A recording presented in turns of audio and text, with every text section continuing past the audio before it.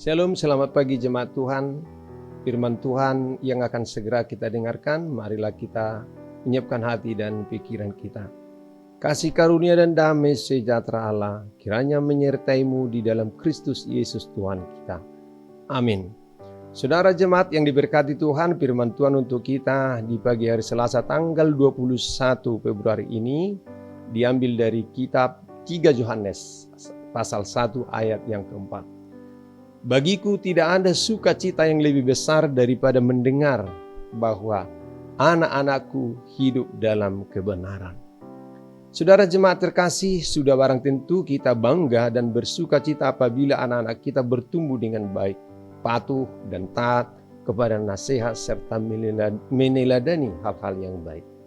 Dalam nasihat kita kepada anak-anak sering kita berkata, lihat bapak atau lihat mama, kamu harus bisa seperti itu. Atau barangkali kita menunjukkan seseorang atau tokoh yang bisa diteladani dan dicontoh.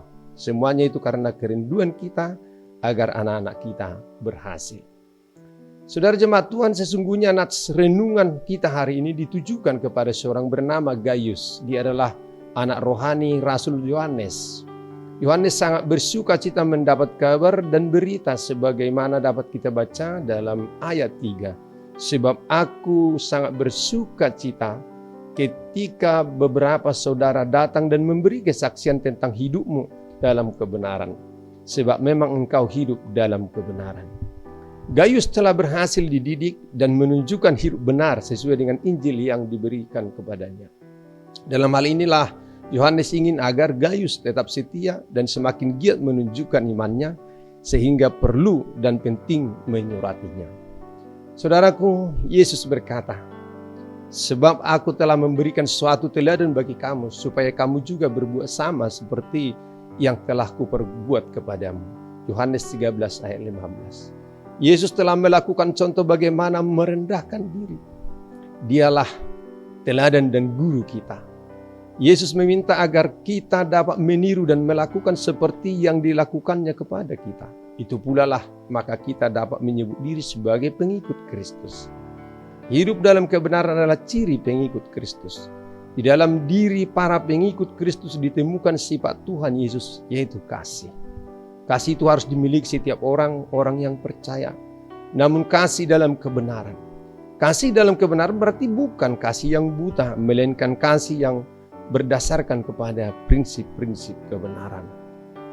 Alkisah di sebuah tempat di Eropa ada sebuah patung Tuhan Yesus yang pada saat terjadi Perang Dunia Kedua terkena bom, dan akibatnya patung yang dahulu memiliki tangan yang memberkati menjadi buntung.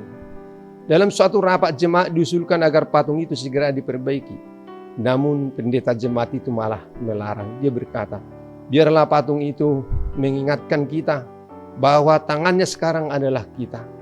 Kitalah tangan Tuhan yang akan meneruskan pekerjaannya. Cerita ini mengingatkan kita bahwa kita adalah perpanjangan tangan Tuhan untuk melanjutkan misi kasih-Nya. Agar kasih Kristus dilakukan dimanapun, kita harus membawa berita tentang kasih Kristus sesuai amanat agungnya. Yesus menginginkan kita untuk hidup seturut kehendak-Nya. Amin, mari kita berdoa. Ya Allah Tuhan kami, hari ini Tuhan mengingatkan kami betapa bangganya Tuhan manakala kami hidup dalam kasih dan kebenaran. Sebagai anak-anak Tuhan, kami menunjukkan pola hidup dan karakter yang baik seturut dengan perbuatan Kristus. Mampukan kami Tuhan untuk meneladani Engkau, meniru sifat Kristus. Itulah pekerjaan dan pelayanan kami.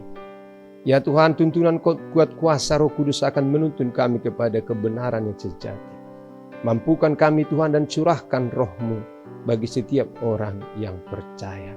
Berkati pekerjaan kami hari ini, berkati rencana kami hari ini untuk kemuliaan Tuhan. Di dalam Kristus Yesus Tuhan Juru Selamat kami yang hidup.